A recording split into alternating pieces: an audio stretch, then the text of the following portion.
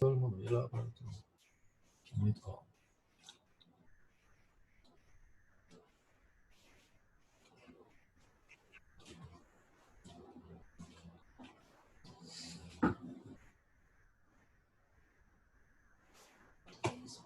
Buenas tardes.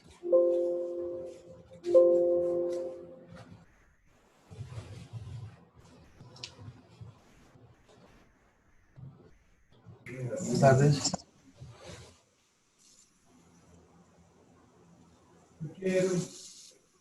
¿Cuál está usando? Buenas tardes a todos.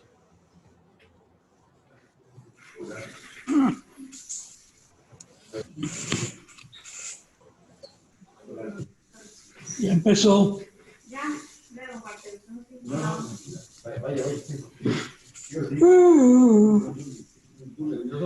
A ponerles mute para que no los, voy a pedirles que hagan mute a sus micrófonos. Después de saludarles a todos, para que se escuche un poquito más claro y no haya como mucha interferencia. Entonces, voy a ir tratando de poner los micrófonos en mute. Algunos no han podido, pero ustedes pueden hacerlo desde sus pantallas.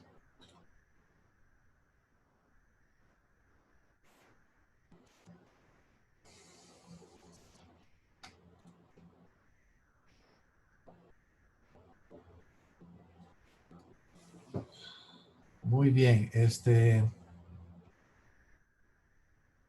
¿me escuchan ahí? No, bueno, es que ahora los puse en mute y no sé si me están escuchando.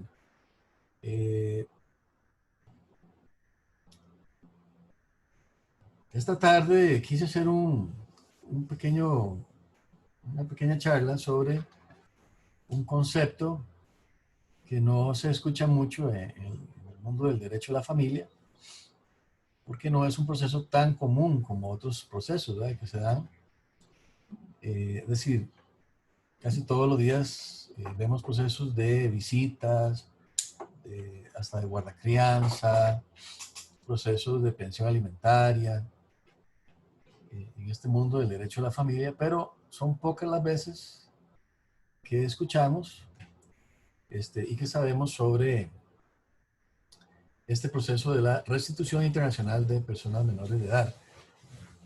Voy a invitarles a que cada uno de ustedes nada más haga una pequeñita presentación para saber quiénes estamos compartiendo. Pues somos como, aquí hay más personas que vamos a permitir ingresar. Y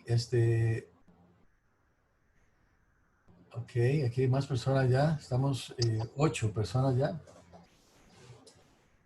Entonces, quiero nada más verificar que me estén escuchando. No sé si pudieran ustedes habilitar su micrófono un momentito y todos hacer un saludo y que me confirmen que me están escuchando bien. Yo sí, lo escucho perfectamente.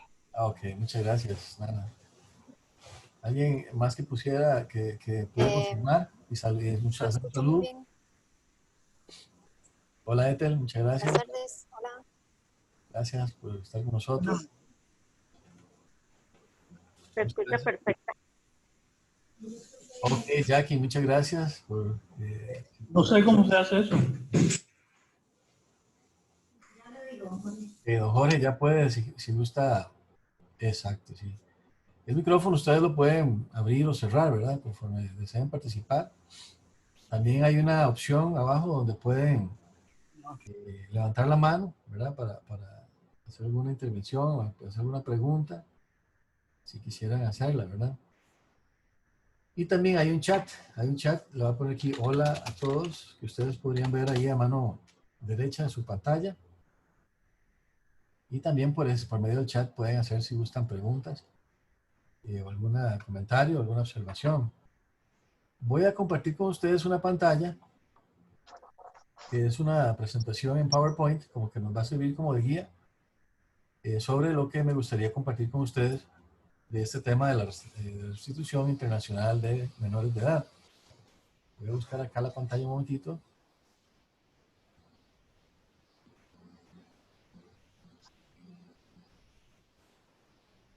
Ok.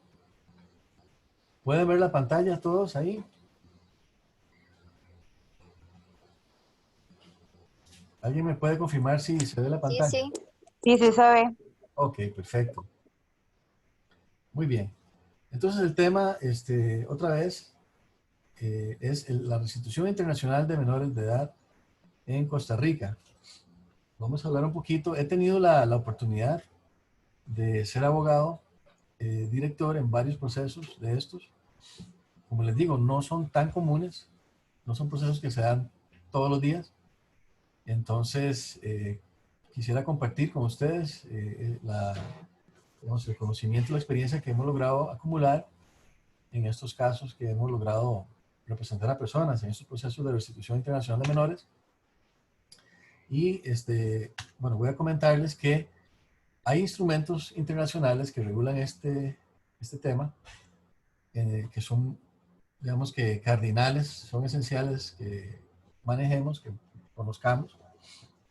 El primero de ellos, diría yo, bueno, el más importante tal vez, es el Convenio de La Haya, que del 27 de octubre de 1989, que pretende proteger a las personas menores de edad en el plano internacional de los efectos perjudiciales que pudiera ocasionarle un traslado o una retención ilícita. Y entonces el fin de esto es establecer también los procedimientos para garantizar la restitución inmediata del menor a un estado que tenga su residencia habitual. Estos son conceptos que vamos a ver un poquito más porque necesitamos estar familiarizados. Parece que hay unas personas más que quieren, vamos a admitir a 2 personas más que se están ahorita uniendo. Bien, como les decía, el convenio pretende proteger a las personas menores de edad. O sea, aquí el espíritu de estos convenios es proteger a las personas menores de edad. ¿Ya le entró? En este caso, personas que se acaban de reunir, si pudieran, por favor, ponerle mute al teléfono, perdón, al micrófono, por favor. Así todos podemos, ok, gracias. Y en este plano internacional, obviamente, ustedes saben que los instrumentos de los más importantes son estos convenios multilaterales en los que muchos países pues se firman esos convenios y se comprometen a cumplir con las obligaciones allí establecidas. Estos conceptos que ustedes ven acá, por ejemplo, el estado en que tenga su residencia habitual, ese concepto lo vamos a ver varias veces. Y también a veces se nos olvida que estos convenios buscan proteger tanto lo que es la guarda, o sea, bajo la custodia de quién debe estar el menor y en qué país, pero también busca asegurar el derecho de visitas. Y vamos a ver un poco más de eso. Voy a tratar acá de... Exacto. Bueno, en el artículo 3 se nos habla un poquito de algunos conceptos. El traslado o la retención de un menor se consideran ilícitos. Y entonces aquí dice cuándo se consideran ilícitos. Cuando se haya producido con infracción de un derecho de custodia atribuido separado conjuntamente. Aquí quiero comentar que no es solo el traslado, ¿verdad?, de esa persona, o sea, la sustracción en sí, que se puede dar, sino que a veces la persona menor de edad es trasladada legalmente, o sea, con autorización del progenitor que queda atrás, pero se retiene a esa persona más del tiempo por el que se consintió ese traslado. Entonces, tenemos 2 supuestos en realidad. Según ese artículo 3 de la Convención de La Haya, vamos a proteger tanto el traslado ilegal para la restitución internacional, el haber sido trasladado internacionalmente de manera ilegal, sin el permiso del otro padre, por ejemplo, pero también la retención. O sea, ya está el menor en el otro país, pero ahora no se le quiere devolver, según lo que ha sido autorizado por el otro progenitor. Entonces, son 2 supuestos. Eso es muy importante que lo tengamos presente. Otra vez se habla acá de vamos a admitir a otra persona que está ahorita ingresando. Dice que tanto el traslado como la retención deben ser desde el lugar, desde el estado en el que el menor tenía su residencia habitual. otra vez el concepto de la residencia habitual. ¿Qué es eso? El lugar donde el menor tiene, digamos, su domicilio, que son sus principales intereses, su familia, su escuela, donde, su lugar de estudios, su medio donde él se desenvuelve de manera habitual. Después vamos a ver un poquito más detalles de este aspecto. Y cuando ese derecho, en el B, cuando ese derecho se ejercía de forma efectiva, separado conjuntamente en el momento del traslado de la retención, o se habría ejercido de no haberse producido dicho traslado o retención. Aquí es importante también que la custodia no tiene que ser necesariamente exclusiva. No es que, por ejemplo, tiene que ser que la guarda sea exclusiva del padre para que él pueda reclamarlo, ¿no? Puede ser una situación donde es compartida esa guarda, ¿verdad? O esa custodia. Y eso se da mucho, por ejemplo, en casos en Estados Unidos donde la guarda o la custodia es compartida. Voy a pedirle que, por favor, el micrófono. Ahí ya están. Ponerle mute al micrófono, ya le puse ahí. Ok. Hay casos, muchos casos en Estados Unidos se han dado. Yo hace poco terminé un caso de estos, donde la custodia era compartida. Pero para poder sacar a esa persona menor de edad del país se requería la autorización, ¿verdad?, del otro cónyuge, del otro padre, del otro progenitor, y no se dio. Entonces ahí es donde se configura este traslado ilícito que hablamos acá. Vamos a ver otros aspectos acá.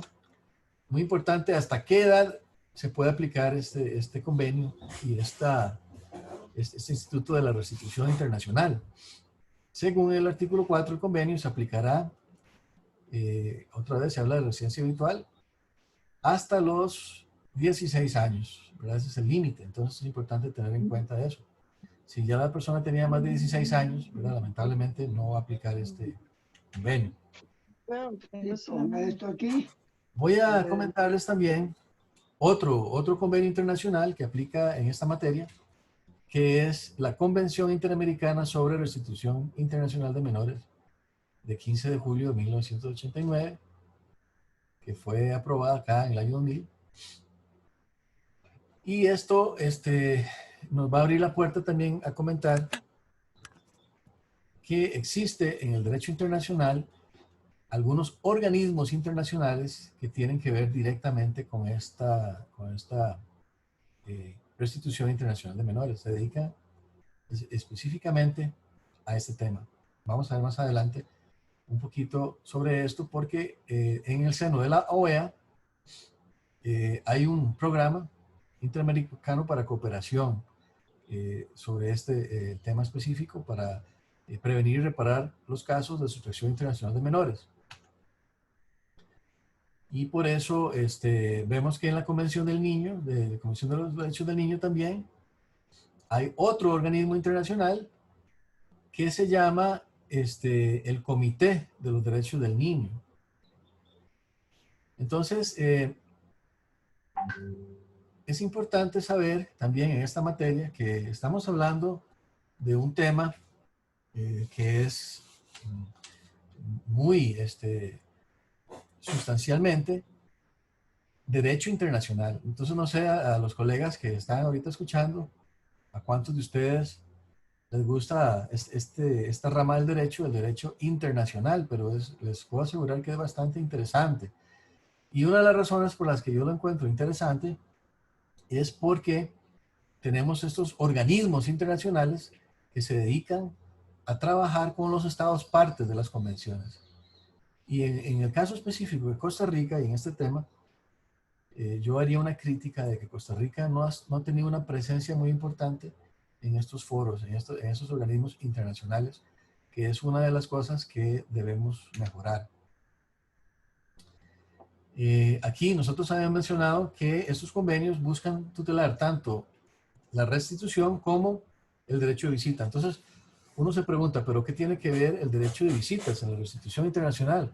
Pues bien, mientras que se tramita un proceso para la restitución, puede pasar a veces meses, aunque se supone que debe ser una restitución inmediata. Lo cierto es que a veces las partes se las ingenian para demorar mucho los procesos. Y entonces, mientras que se logra la restitución, a veces al padre que se ha quedado atrás no le queda más que procurar por lo menos, mientras tanto se resuelve el proceso de la restitución, visitas con esa persona que fue sustraída, con su hijo, con su hija que fue sacado ilegalmente de uno de los estados parte. El derecho de visita entonces comprenderá el derecho de llevar al menor por un periodo de tiempo limitado a otro lugar diferente a aquel en que tiene su residencia habitual. Esa es la definición que tenemos en el convenio sobre los aspectos civiles de sustracción internacional de menores. La Convención Interamericana sobre Restitución, ¿verdad? También en el artículo 3 dice que el derecho de custodia o guarda comprende el derecho relativo al cuidado del menor y en especial el de decidir su lugar de residencia. Y el derecho de visita comprende la facultad de llevar al menor por un periodo limitado a un lugar diferente del de su residencia habitual. Aquí quiero hacer una nota al pie, ¿verdad? Porque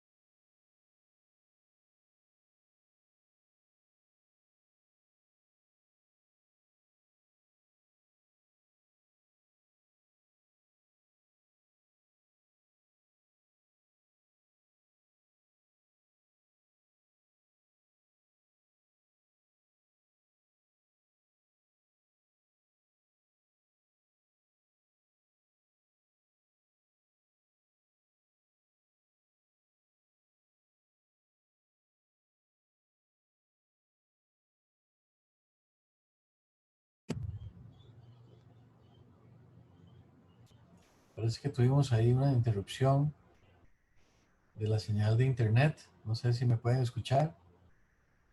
Si alguien puede confirmarme la...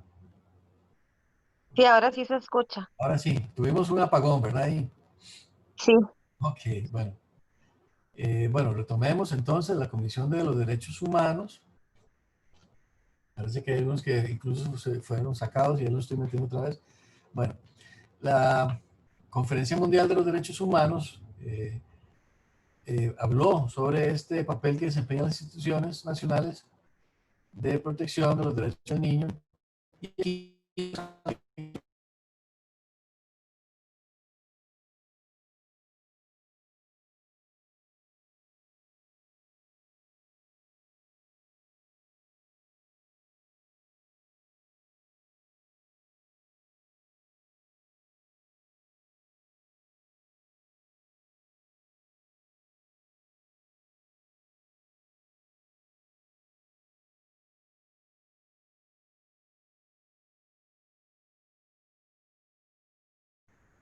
¿me escuchan ahí? No sé si me podrán escuchar. No sé si Ahora sí, me escuchan ya ahí. ahora sí. Bueno, y lamentablemente a veces el internet no es tan fluido como quisiéramos, ¿verdad? Pero bueno, gracias por la paciencia.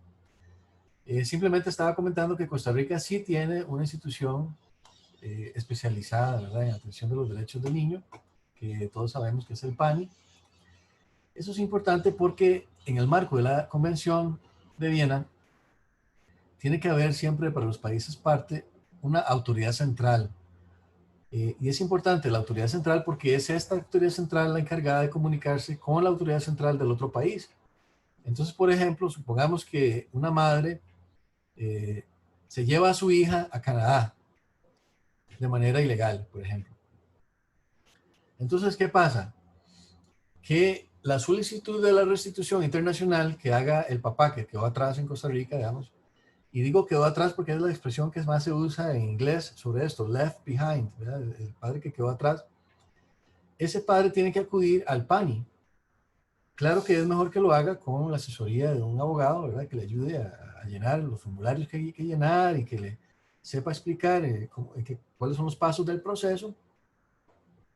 Y es el PANI el que se va a comunicar con la autoridad central en Canadá, que cada país tiene que designar a una autoridad central para empezar el proceso de la restitución. Como un primer paso, en esos procesos de restitución internacional, como un primer paso, se da una notificación al padre o la madre que se llevó al niño, ¿verdad?, de forma ilícita, para tratar de que voluntariamente devuelva al niño. ¿Por qué esto? Claro, se puede hacer críticas y decir, bueno, es que si se lo llevó ilegalmente ya mostró una intención, ¿verdad?, de que no va a querer devolverlo así tan fácil, ¿verdad? Y más bien le vamos a alertar y se va a complicar todo. ¿Por qué no mejor la notifican de una vez del proceso judicial, ¿verdad? Pero la idea de esto es que se evite el trauma para la persona menor de edad y entonces las convenciones establecen este deber de primero intentar una devolución de la persona menor de edad de manera voluntaria. Claro que casi nunca se da, en la práctica casi nunca se da, pero es un requisito que hay que pues, cumplir previo a un proceso ya de carácter judicial, ¿verdad? Para lograr la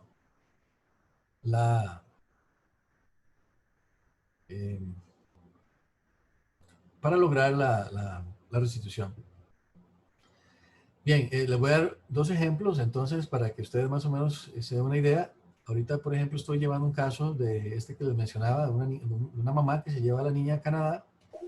En este caso lo que se da es una retención, ¿verdad? Porque el papá autorizó la salida, pero no para que se quedara a vivir allá sin él, sino para que no era esa la idea. Entonces ahora empezamos el proceso ante el PANI. El PANI se comunica con la autoridad central en Toronto. La autoridad central en Toronto le notifica a ella de la solicitud de restitución internacional, le da la oportunidad de voluntariamente devolver a la niña. Y bueno, si eso hubiera pasado, pues el señor tenía que coordinar y ir allá y todo para recogerla, ¿no? Pero como era previsible, la señora no quiso. Entonces ahora ahora el señor tuvo que contratar a una firma en Canadá de abogados, porque yo soy el abogado de él acá en Costa Rica. Yo le ayudo a él ante el PANI y eventualmente ante autoridades judiciales acá, pero en Canadá yo no tengo, pues, no tengo licencia para ejercer derecho allá. Además, no tengo un conocimiento, en este caso, digamos, de la normativa interna suficiente como para decirle, yo voy a ir a Canadá y lo voy a defender allá ante el juez. No podría hacerlo. Entonces, él tuvo que contratar un bufete en Canadá, que son bastante caros, por cierto, y ahora ese bufete lo representa él ante la autoridad central también, pero más que todo es para efectos judiciales, ante el juzgado de familia que va a conocer, ahora sí, de la solicitud de la restitución internacional. Les voy a dar el caso al revés, para que también vean cómo funciona de la otra forma. Hace poco terminamos un proceso donde la mamá se trae al niño, a la niña, también es una niña, a Costa Rica, y el papá queda atrás. Entonces el papá, iniciamos el proceso de restitución, ¿ok? Pero él tiene que ir a la autoridad central allá y llenar unos formularios, y es la autoridad central de allá, en Estados Unidos, donde él está, la que envía la solicitud al PANI. Entonces el PANI tiene que notificarle a la mamá para que voluntariamente, otra vez, cumplir con ese requisito, voluntariamente devuelva a la menor.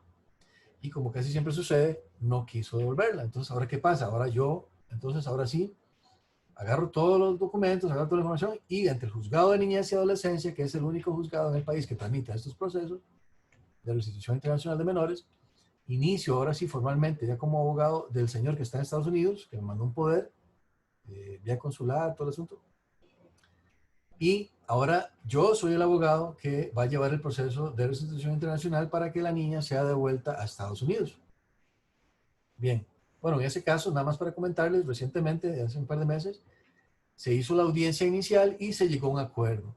Vean, no es poco común que cuando ya ha pasado mucho tiempo, el padre de uno lo aconseja y le dice, mire, hay poca probabilidad de que ordenen la restitución simplemente por el hecho de que ha pasado ya más de un año definitivamente, porque ya hay muy poca probabilidad.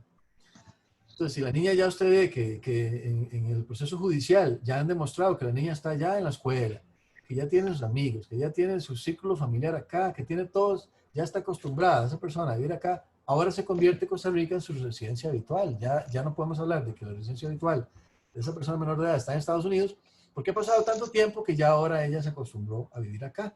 Entonces se vuelve muy complejo, muy complicado, muy difícil de que vayan a ordenar la restitución en esos casos, cuando ha pasado mucho tiempo. Por eso el tiempo es clave en estos tipos de procesos. Es muy importante que se actúe lo antes posible. Ese señor, yo le dije, esto hubiera actuado hace un tiempo, ¿verdad? Pero decidió esperarse un montón y ahora ya es más difícil que vayan a ordenar la restitución. Y en ese caso lo que hicimos fue llegar a un acuerdo donde va a haber visitas y la niña efectivamente va a poder viajar a Estados Unidos una vez al año, etcétera. Bueno, ahí ya se acordaron los términos que el juzgado pues homologó, ¿verdad? En esa situación. Pero estos dos ejemplos, el propósito de estos dos ejemplos es para que ustedes más o menos entiendan la mecánica de cómo funciona un proceso de restitución. Primero, recordarles, hay autoridades centrales en cada país. En Costa Rica tenemos el PANI y cada país tiene una autoridad central que ellos van a designar según se les requiere en los convenios. La Comisión Interamericana de Derechos Humanos también tenemos que ha servido para llevar casos ante la Corte Interamericana de Derechos Humanos donde se ha violentado el derecho a la vida familiar. Y el caso Funerón e hija contra Argentina, yo siempre lo menciono en todos los procesos que tengan que ver con guarda, con visitas y bueno, y también con restitución internacional. Porque en esta sentencia del caso Funerón e hija contra Argentina, la Corte Interamericana de Derechos Humanos en el año 2012 básicamente reafirma que el derecho a la vida familiar que contiene la Convención Americana de Derechos Humanos, es un derecho tanto de los hijos como de los padres. Y aquí quiero que pongan especial atención, porque, digamos, obviamente, digamos, a veces muchas personas se van por lo que es lo más fácil, ¿verdad? Todo el mundo quiere salir en una foto con el bebé cuando son políticos, ¿verdad? Lo que es políticamente correcto, lo que suena bonito, lo que nadie me va a llevar a la contraria, ¿ok? Entonces yo puedo muy fácilmente abogar y decir, es que es un derecho del niño. Bueno, y de hecho ya vimos que la Convención busca proteger los derechos del niño. Lo que no debemos hacer es anular a los padres también como sujetos de derecho. Ellos también tienen un derecho a la vida familiar. Y este caso, por ejemplo, es muy importante para reafirmar esto. Resulta que hay un padre que no le tomaron en cuenta un proceso de adopción de la hija y entonces él demanda al Estado de Argentina porque él es el padre biológico, él tenía derecho a ser parte del proceso y no quisieron permitirle participar en el proceso. Entonces aquí se violó el derecho de la niña, pero también el derecho del padre, y hay condenas al Estado aquí en Argentina, la República Argentina, donde tiene que indemnizar al padre por haber violentado ese derecho a la vida familiar que él tiene.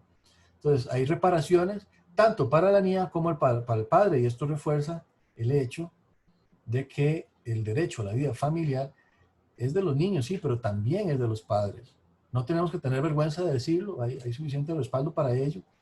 Entonces, a veces por querer sonar bonito, decimos, no, es que es un derecho de los niños. Sí, hay un derecho de los niños, pero también no anulemos el hecho de que hay un derecho de los padres también. Hay un derecho de los padres. Y siempre que no haya un perjuicio para los niños, se vale hacer valer ese derecho, porque en lo que es restitución internacional, básicamente está de por medio el derecho del niño, pero también del padre que fue dejado atrás, o la madre que fue dejada atrás. Entonces, aquí queda muy claro, en estos casos, toma especial relevancia el hecho de que tanto el padre como los niños tienen derecho a la vida familiar.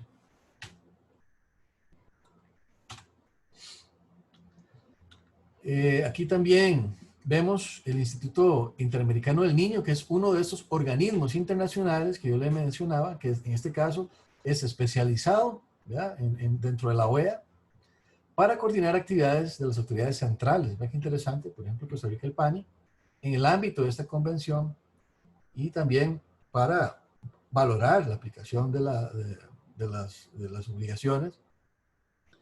Y entonces hay una tarea de cooperación con otros organismos internacionales competentes en la materia.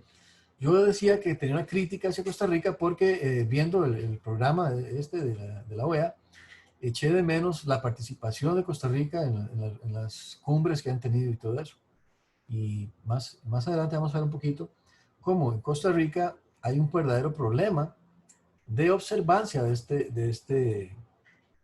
esta convención de La Haya, que incluso en el último informe del año 2020 del Departamento de Estados Unidos incluye a Costa Rica en una lista vergonzosa para mí de países que no están cumpliendo con sus obligaciones bajo el convenio. O sea, se da reiteradamente que sustraen a la persona menor de edad y ya una vez en Costa Rica han encontrado la estrategia, ¿verdad?, para impedir y hacer imposible la restitución. Una y otra vez. Vamos a ver un poquito más de esto más adelante. Es un verdadero problema. Y como les mencionaba, este Instituto Interamericano del Niño es un organismo internacional en que Costa Rica debería participar más, debería inmiscuirse más para que tenga pues, un mejor nivel de observancia de estas obligaciones. Breves casos de estudio, hace ya bastantes años, tal vez hace más de 10 años, me tocó representar a Michael Lewis. Michael Lewis trajo a sus 2 niñas, bueno, porque a veces estoy pidiendo restitución, a veces estoy defendiendo al padre o a la madre que hizo la sustracción. En este caso, lo interesante de Michael Lewis, que la actuación en este caso sí fue muy rápida, pero no se siguió el proceso de la restitución. Básicamente, a Michael Lewis, Estados Unidos lo pide la extradición de él por 2 delitos de sustracción internacional de menores y por varios delitos, en total eran 13 cargos, varios delitos de orden financiero, al atravesar líneas interestatales, por ejemplo, y sacar dinero de los cajeros de su fondo de pensiones para venirse a Costa Rica, violó un montón de leyes allá. Al final, logramos quitarle 11 cargos y solo fue extraditado por 2 cargos, pero lo que les quiero decir es que se hizo toda una coordinación ya a nivel, no de los mecanismos de la convención, sino más informal, donde coordinaron con la mamá y los abogados y todo, de que en tal fecha iban a quitarle a las niñas a él y que estuvieran ahí para entregárselas. Entonces simplemente lo detuvieron a él, la policía lo detuvo a él, inmediatamente ahí estaba la mamá esperando, le dieron las niñas, ahí no hubo ningún proceso de restitución ni nada. Y ella se fue para Estados Unidos con las niñas. Entonces, eventualmente a él lo extraditaron, estuvimos peleando como un año la extradición. Logramos quitarle 11 cargos, fue algo, por lo menos ya la pena que él enfrentaba no era tan alta. De hecho, de 73 años posibles que podía enfrentar por 13 cargos, quedó en 6 años posibles por los 2 cargos de sustracción. Y al final, la condena que sufrió no fue tan alta, pero sí lo condenaron en el estado de Illinois. Y este caso de él lo pongo porque quiero que ustedes vayan viendo un poquito de cómo a veces nuestro país se ha caracterizado a nivel internacional, lamentablemente, como un paraíso para el secuestro de personas menores de edad. El caso de Cherry Lynn Tomeico contra Roger Ciprián. En este caso, Roger Ciprián tenía la custodia de su hija. La mamá no podía sacar a la hija fuera de Texas, pero lo hizo, se lo trajo a Costa Rica. Entonces él empieza el proceso de la restitución, pero aquí es donde empiezan a verse las maniobras que algunos colegas han venido diseñando para evitar la restitución de la persona menor de edad. Y una de las técnicas lamentables, pero favoritas, de las personas que sustraen a los menores es alegar violencia doméstica. Entonces, un problema que tenemos es que no existe un mecanismo formal para comprobar o para descartar que realmente exista esa supuesta violencia doméstica. En este caso, a mí me parece lamentable porque incluso figuras políticas se metieron, ¿verdad? Estuvo, por ejemplo, la expresidente Laura Chinchilla, estuvo interviniendo ahí para que no pudieran concretar la restitución y para que a la señora no le condenaran, no la extraditaran. Ella sí estuvo detenida también, igual que Michael Lewis estuvo detenida, pero al final lo que hicieron fue dieron no todo el proceso de la restitución. Nunca logró el papá Roger Ciprián que le volvieran a la hija, porque Costa Rica le dio refugio a ella y entonces ya no se pudo extraditar, a pesar de que había orden de extradición, ya se había aprobado la extradición de ella. Pero, como les digo, estas son lamentables técnicas que se han usado porque el juez de Texas incluso dio declaraciones y dijo que esa señora, básicamente que era una mentirosa, fue lo que dijo el juez de Texas, que no había ninguna violencia doméstica, que eso era mentiras de ella, que tenía un patrón más bien de no respetar las órdenes del juzgado de Texas. Y bueno, lamentablemente se sentó un precedente que se repite, por ejemplo, con este otro caso de Roy Kumaica contra Trina Atwell, donde de nuevo Trina Atwell obtiene el refugio y así evita tanto la extradición como la restitución también.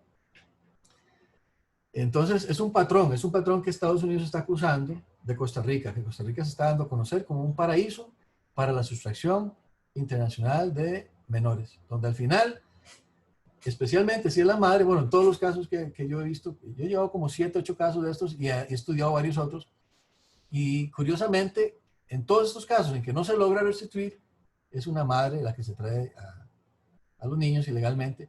¿Y por qué? Porque encontraron un mecanismo,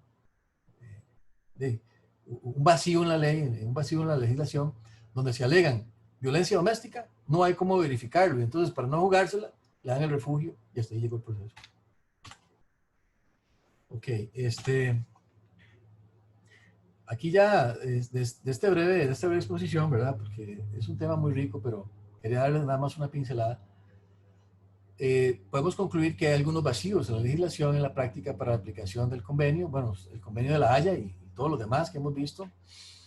Hemos visto que Costa Rica ha venido concediendo refugio a madres, especialmente, bueno, en todos los casos que estudié eran madres, que alegan haber sido víctimas de violencia doméstica en su país de origen. Sí, digamos, eso estaría bien, pero el problema es que no hay un procedimiento a nivel internacional, ya sea bilateral o por medio de algún organismo internacional, para verificar la veracidad de las alegaciones de violencia. Y en el caso de Cheryl Tomeico fue muy lamentable porque quedó ahí ese sinsabor de que el juez públicamente estaba dando declaraciones de que esa era mentira, de que esa señora nunca había sido víctima de violencia doméstica, que eso era una falsedad. Entonces quedó mal parado Costa Rica otra vez, y ahora estamos en este informe del Departamento de Estado, donde es un país que no observa. Y lo que puede venir a raíz de eso son sanciones también, sanciones para el país por incumplir este convenio. Entonces, en algunos casos, Costa Rica no hace la entrega de personas menores de edad sustraídas por estas mismas razones. Curiosamente, si usted lo ve, estadísticamente son más madres las que huyen de un país con sus hijos que los padres que toman esa decisión. Pero bueno, eso sí podría tener que ver también con este tema de la violencia doméstica. Lo que pasa es que la crítica mía es que no hay un proceso para verificar realmente, y es una injusticia que cuando no es verdad, pues se logre, ¿verdad?, la impunidad de esa manera. Se puede considerar que hay un marco jurídico para proteger a esas madres ante situación de violencia, pero al menos en los casos estudiados y en los que hemos participado directamente, no hay ningún tipo de investigación para validar las acusaciones de violencia doméstica. O sea, ni siquiera se le pide a la persona, bueno, tráigame copia de algún proceso que usted haya llevado sobre eso, tráigame algún testigo. No hay absolutamente nada. Entonces, lo que han hecho es que con la sola palabra de la persona, con solo que lo alegue, ya pues, todo se paraliza y ya eventualmente lo que hacen es dar el refugio y hasta ahí llegó la restitución de la persona menor de edad. Entonces, hay un patrón que se ha venido observando y le ha ganado a Costa Rica cierta reputación como lugar de refugio para quienes deciden sustraer a sus hijos a nivel internacional. Hay otros países que están en esa misma categoría y se prevé que podrían eventualmente pues, haber sanciones sobre eso. Entonces, definitivamente hay vacíos que Costa Rica debería preocuparse por corregir, ¿verdad? Establecer tal vez algún proceso donde se pueda validar estas acusaciones de violencia doméstica, que es uno de los principales temas, ¿verdad? Que no solo en Costa Rica, sino a nivel internacional se ha comentado y se está comentando y se escribe sobre esto como un vacío, ¿verdad?, que hay para el cumplimiento cabal y el cumplimiento del espíritu, más que todo, de estos convenios internacionales y la legislación interna que regula eso. Entonces, se recomienda la introducción de una defensa previa, que digamos que exista formalmente la defensa previa para mujeres maltratadas que se han visto obligadas a huir de un país y establecerse en el extranjero con sus hijos. Debe existir un procedimiento que ofrezca una etapa de investigación previa a la resolución del caso, recabar pruebas que confirmen o descarten la supuesta violencia alegada. Y así se le permitiría a esas presuntas víctimas litigar sobre cuestiones de guarda, porque hay países que también son muy rajatablas, ¿verdad?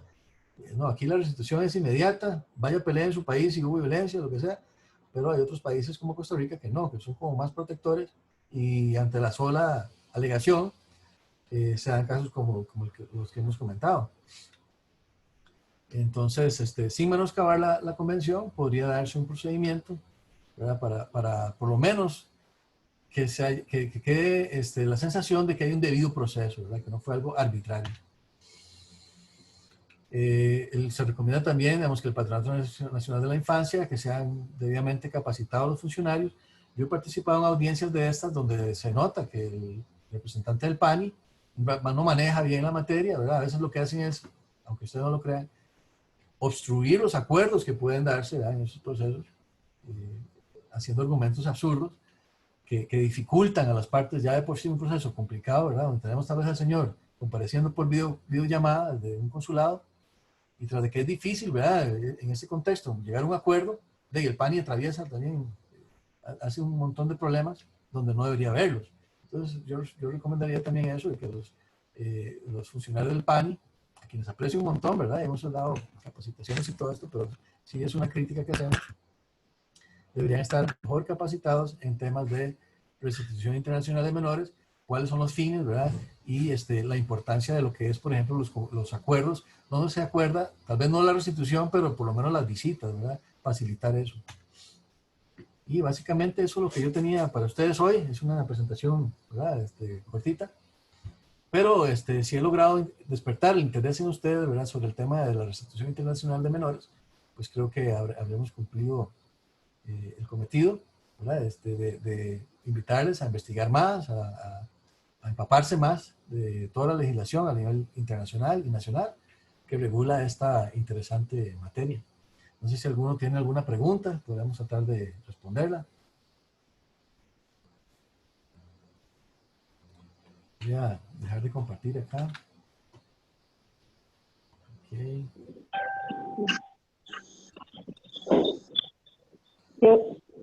Buenas tardes. ¿Qué otros países actúan igual que Costa Rica? Bueno, se ha criticado en lo que yo he logrado estudiar de esto. Por ejemplo, Brasil también ha sido criticado por estos temas de no cumplir. Se habló, incluso un senador estadounidense estuvo hablando de imponerle sanciones a ese país. Costa Rica, hay una lista de varios países. Yo les puedo compartir, si ustedes me escriben, el informe del Estado, del Departamento de Estado. Yo me enfoqué en Costa Rica porque me llamó la atención solo el hecho de ver nuestro país en esa lista, pero hay varios otros países que se acusa en ese informe de que no están observando las obligaciones contraídas en este convenio de La Haya.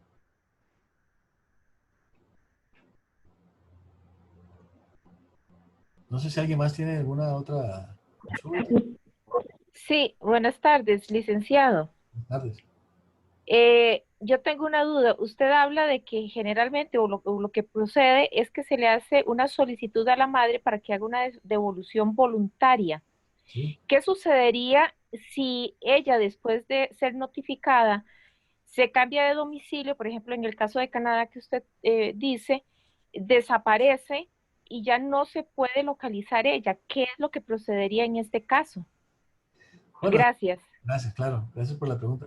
Es precisamente la crítica, ¿verdad?, que se le puede hacer a esto. Yo al principio era muy crítico de esto, ¿verdad?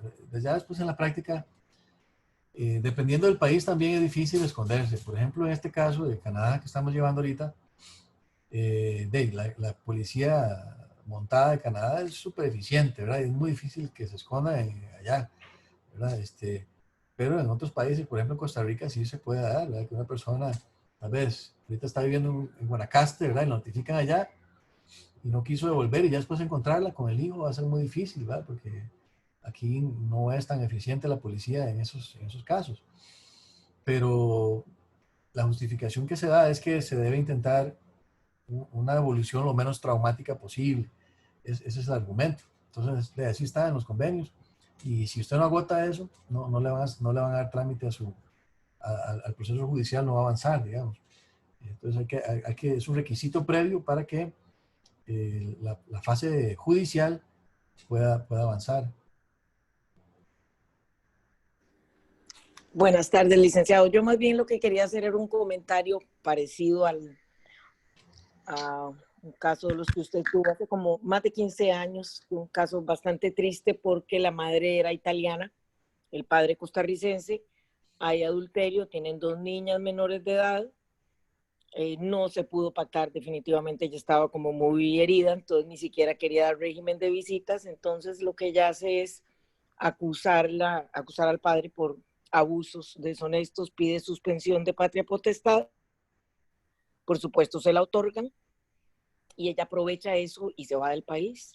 Entonces no existe una sustracción de menor porque cuando ella la sacó del país, podía hacerlo, estaba suspendida la patria potestad, y después sale, por supuesto, ya la sentencia ya con los dictámenes médicos de que no hubo tal abuso deshonesto, ni violación, ni nada, y salieron todos los, los estudios de las psicólogas y médicos, y este padre pues nunca más, hasta el día de hoy, nunca más volvió a ver a sus hijas, le dejaron un poder y le siguieron firmando las órdenes de apremio por la pensión, una pensión exagerada, por supuesto, entonces tampoco podía salir del país, entonces se quedó pagando una pensión toda la vida y nunca más supo de sus hijas, eran muy pequeñas, qué triste, entonces no pudo, se perdieron esas niñas, digo, por lo menos no le hubieran dado la salida hasta que no hubiera una sentencia, porque esas son las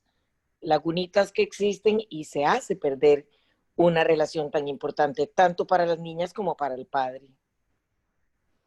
Exacto, sí.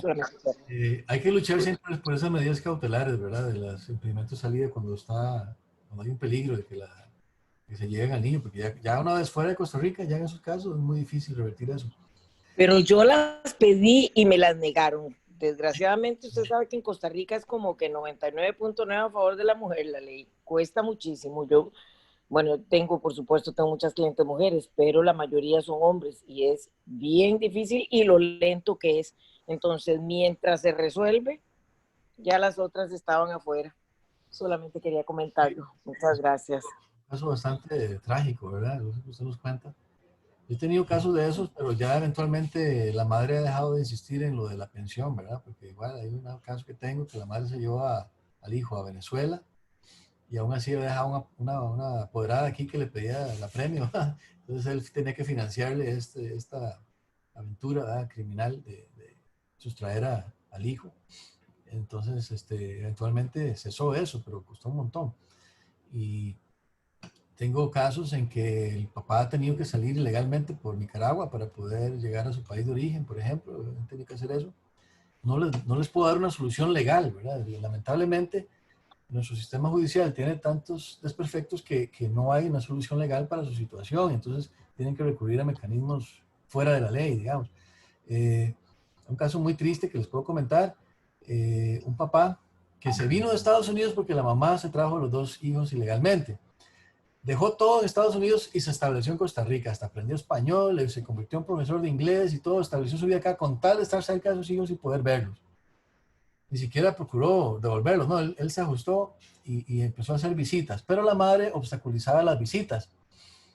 Nosotros, empezamos a presionarla. Le pedimos al juzgado que la previniera personalmente, de que tenía que percibirla personalmente, que tenía que cumplir con el régimen de visitas. Y acusamos a la fiscalía que estaba desobedeciendo esas órdenes que fueron personalmente notificadas a ella, y ella empezó a huir, ¿verdad? Ya cuando se sintió muy acorralada porque la fiscalía de verdad estaba buscándola ya para una indagatoria, ahora se fue ilegalmente de Costa Rica a Estados Unidos. No sé cómo hizo, seguro pagó a algún funcionario corrupto en la frontera, y lo que hacen es que van a Panamá o a Nicaragua y de ahí vuelan a su país de origen. Entonces se van para Estados Unidos y el papá se queda aquí en Costa Rica sin saber, sin tener idea de dónde están, porque ni siquiera le dijeron nada. Porque un vecino lo llamó y le dijeron, mira, hace días que no se ve nadie en la casa ahí. Entonces fue a ver y efectivamente se habían ido del país. Imagínense el sentimiento de ese papá, ¿verdad? Que había dejado todo en Estados Unidos para venir a Costa Rica y ahora, otra vez, ahora, aunque ustedes no lo crean, dejó su trabajo aquí, se fue a Estados Unidos a buscarlos. Y allá en un juzgado de familia llegó un acuerdo otra vez con la señora porque logró encontrarla. Ese señor es todo un detective, los encontró allá y se fue porque la vida de él eran los hijos. O sea, él no se concebía en un país sin sus hijos. Entonces se fue otra vez ahora a Estados Unidos y logró un acuerdo, y allá como es más grave, ¿verdad? Tiene que obedecer la ley. Estuvo como 2 meses muy contento porque otra vez había logrado un régimen de visitas con los hijos allá. Ahora estaba como colocándose en un trabajo y eso, cuando al poquito tiempo le apareció un guindo muerto, mi cliente. Ustedes, digamos, no puedo decir que fue la señora ni nada, pero me queda ese sinsabor, ¿verdad? De que una persona está dispuesta a violar la ley de esa manera, ¿verdad? 2 veces, huir ilegalmente con los hijos. Y el señor, por ser muy perseverante, ¿verdad? De estar con los hijos, le costó la vida de una manera u otra, lo haya matado ella o no. El hecho de volver a Estados Unidos desembocó de esa manera, ¿verdad? Al poco tiempo de haberse ido allá y haber logrado compartir con sus hijos un poco, perdió la vida. Ahí está, una muerte violenta. Me imagino que todavía está en investigación. Pareció tirado un guindo, como les digo. Y entonces son casos trágicos que realmente uno tiene que ser humilde y reconocer que no siempre como abogados tenemos una respuesta, ¿verdad? De que el sistema judicial o el reglamento jurídico dé una respuesta apropiada y eficaz y rápida para esas situaciones.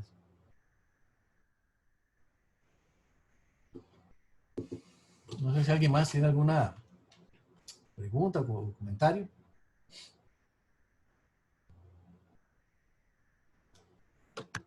Bueno, si nadie más tiene preguntas o comentarios, entonces vamos a dejarlas acá. Les agradezco a cada uno de ustedes, a Priscila, Sharon, Jorge, Fabiola, Jackie, Nana, Silvia, Lisanta, Marielos y Helga, a todos ustedes por haber participado, haber tenido la paciencia de soportar la mala conexión de internet también, ¿verdad? Y haber escuchado esto que quería compartirles. Ojalá haya despertado el interés, ¿verdad?, en ustedes en este tema y que podamos pues continuar de vez en cuando viéndonos y comentando temas de derecho de familia.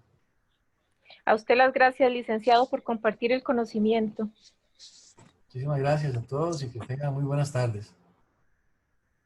Buenas tardes. Hasta luego. Buenas tardes, gracias. Hasta luego. Muchas gracias. Muchas gracias, Lick, por su tiempo y muy bonita su enseñanza. Muchísimas gracias por compartir. Hasta luego. Hasta luego.